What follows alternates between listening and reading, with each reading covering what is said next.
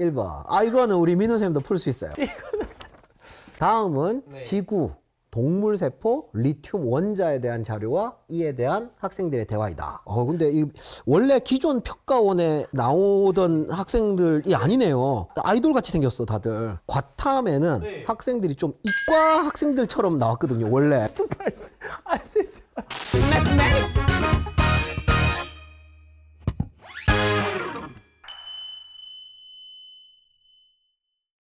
자, 미미를 사랑해주신 시청자 여러분 안녕하십니까? 크리에이터 밀입니다. 패션문 이과! 자, 여러분들 패션문 이과 이다 선생님을 통해서 통합사회 편 여러분들 잘 보셨나요? 2028 대입 개편에서의 통합과 이 수능의 모습 어떠할지 정말 여러분들 많이 궁금해하실 것 같은데요? 이번은요 패션문 이과 컨텐츠 내에서 유일하게 한 번 출연했던 경험이 있는 분을 모셨습니다. 그 이유가 있어요. 왜냐하면 이분은 나왔던 영상 중 최고 조회수를 기록했던 분이기 때문이죠. 계속 또 보고 또 봐도 만나고 싶은 분이죠. 자, 오로원 입시 컨텐츠의 마스코트 수능과학의 절대시존 대한민국 최고의 입시 전문가 윤도영 통합과학 시스템의 수석 윤도영 선생님을 모시겠습니다. 나오세요! 예요!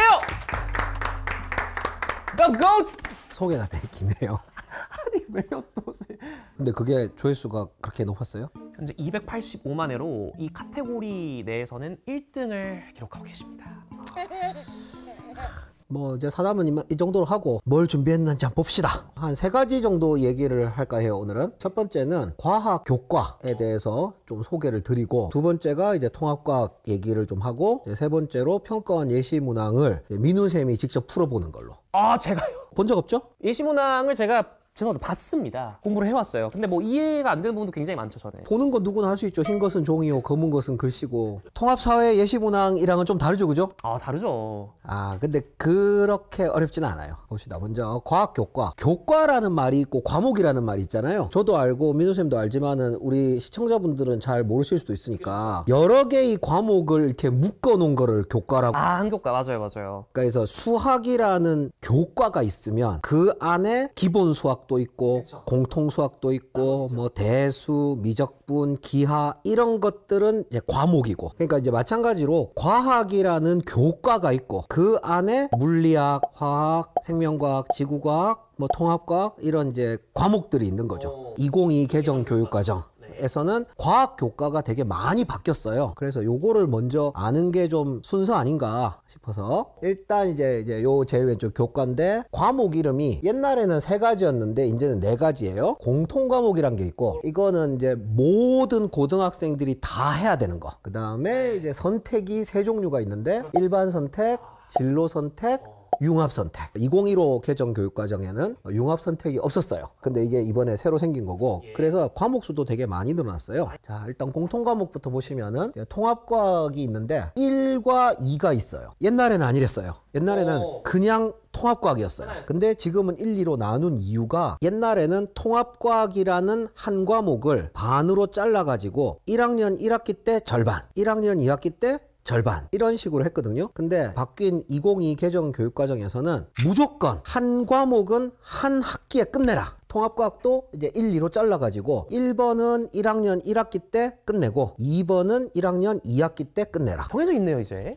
한국사도 1, 2예요. 통합사회도 1, 2고 다 그래요. 모든 과목이. 그 다음에 요건 이제 이렇게 핑크색으로 색칠이 되어 있는 이유는 수능을 보는 과목이다 라는 취지입니다.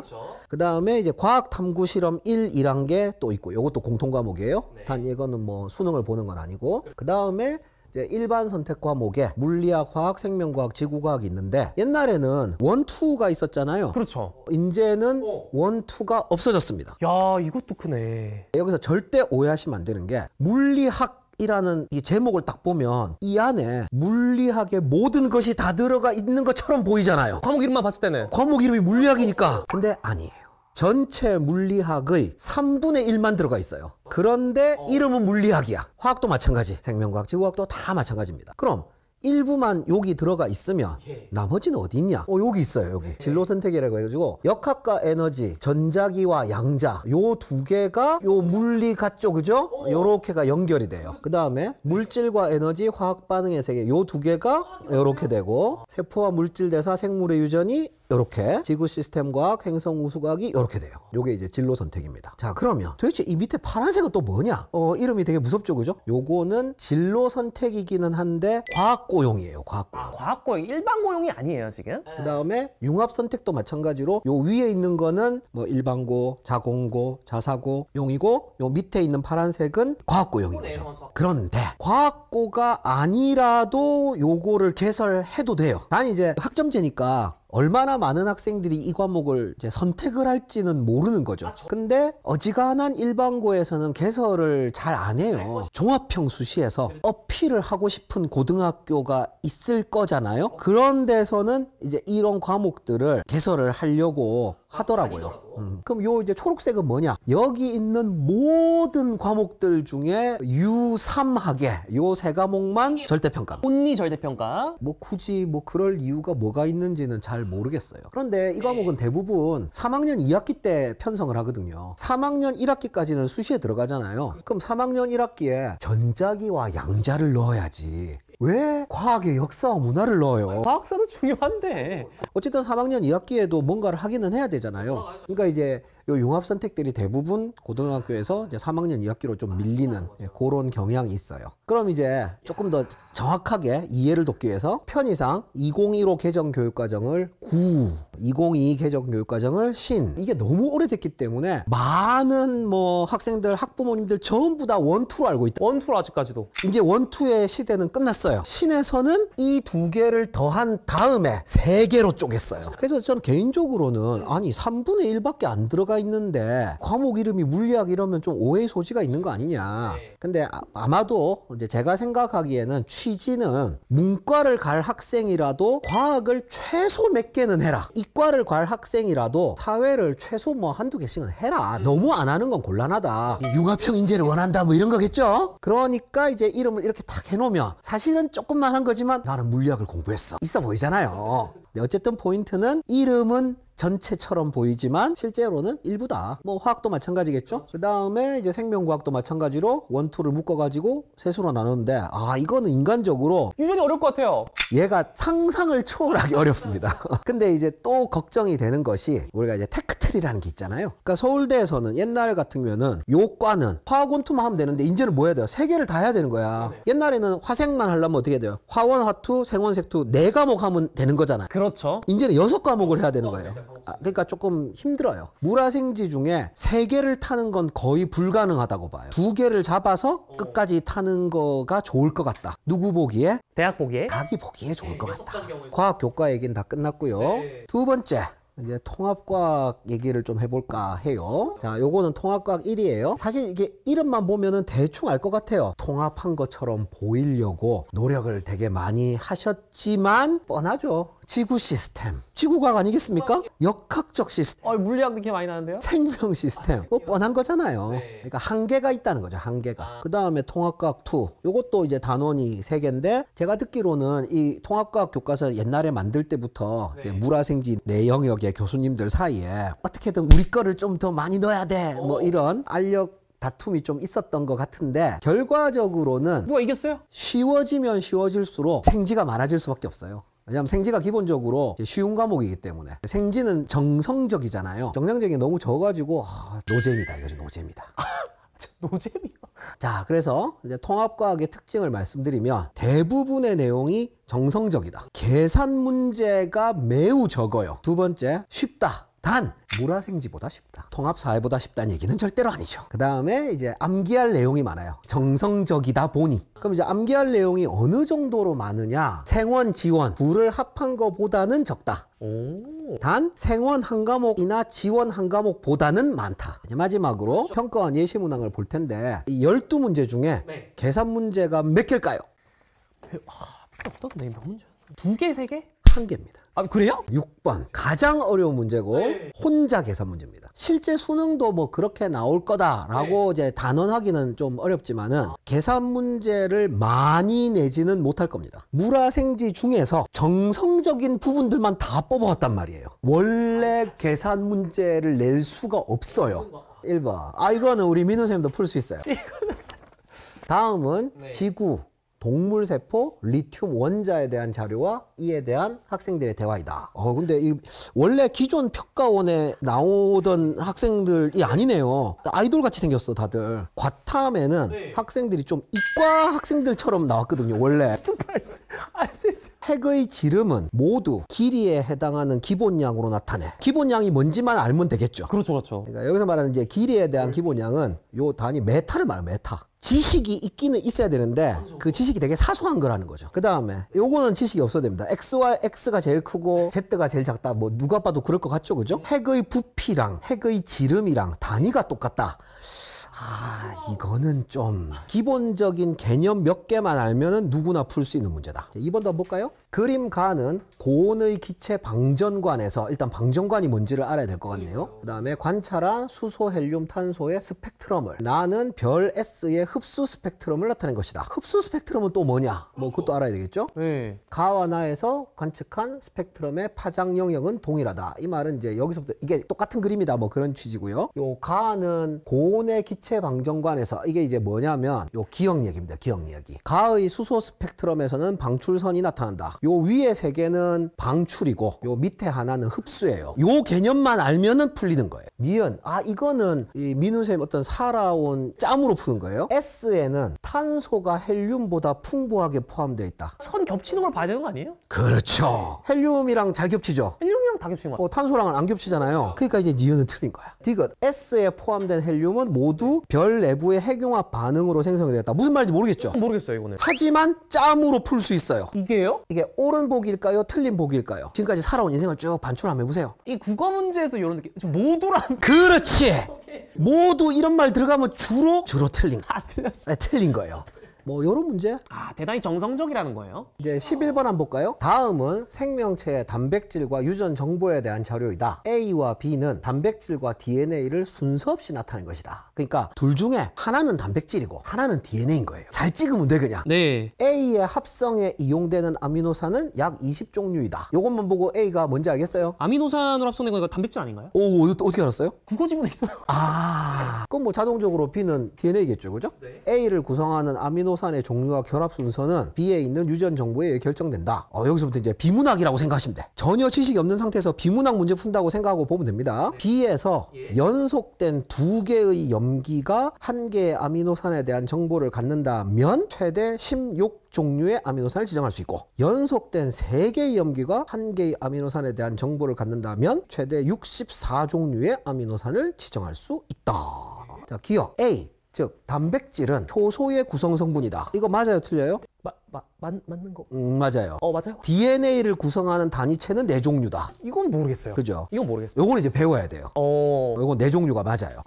근데 4종류 이름이 뭐냐 이렇게 안 물어보잖아요. 그냥 3가지냐 4가지냐 5가지냐 이렇게 물어보는 거라고. 사소해요. 그러니까 사소한 거죠. 근데 이게 옛날 생명과학 2에 있던 내용이거든요. 근데 거기서 쉬운 것만 사사삭. 왜냐면 생투면 이렇게 안 물어보죠. 자, 그럼 이제 요 디귿, 요거 이제 비문학입니다. 연속된 2개의 염기 얘기가 나왔었고 연속된 3개의 염기 얘기가 나왔어요. 근데 디귿에서는 연속된 2개의 염기가 1개의 아미노산을 지정한다. 맞냐?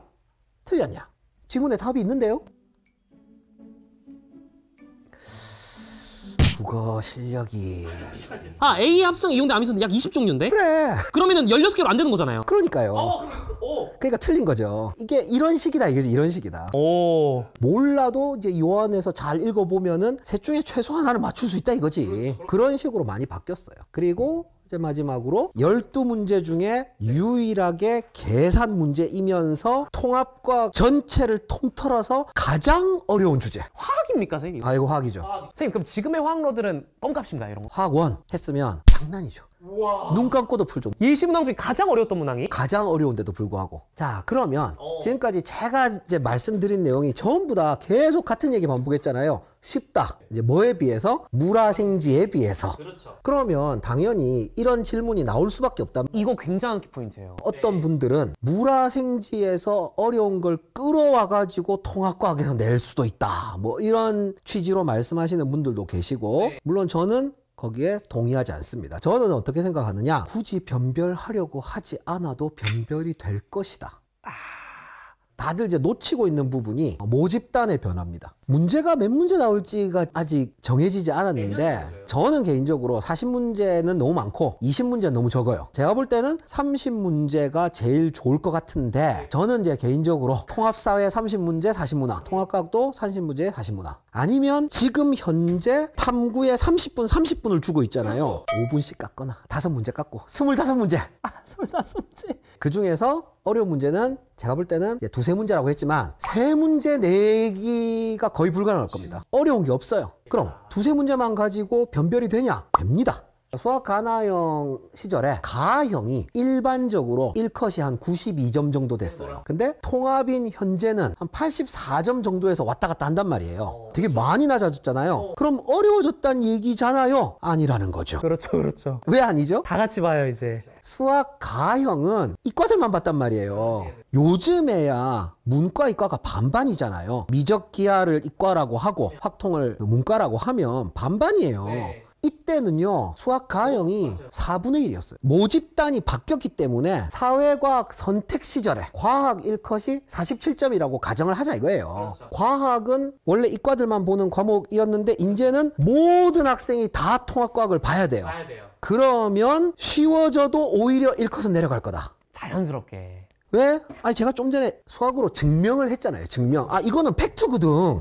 지금 통합된 수학에서 1등급 받는 학생도 있을 거 아니에요. 이 학생들이 옛날 가형 시험지도 볼 거 아니에요. 그럼 뭐라고 합니까? 가형 형님들은 도대체 어떤 삶을 살아오셨던 것입니까? 이 드립이 나온단 말이에요. 왜? 너무 어려우니까. 모집단의 변화가 그만큼 크리티컬하다는 얘기고, 그래서 통합사회로 바뀌면 쉬워지더라도 무조건 1컷은 지금보다 더 내려갈 것이라고, 요거는 저의 뇌피셜이죠. 그렇지, 예상이죠. 2028학년도에는 과학 7컷이 50점 만점에 47점이라면 통합과학 1컷은 한 45점 정도, 어쨌든 이거보다는 무조건 낮을 거다. 그러니까 굳이 변별력을 확보하려고 평가원이 노력할 필요도 없고 노력하지도 않을 것이다. 아 끝났어요.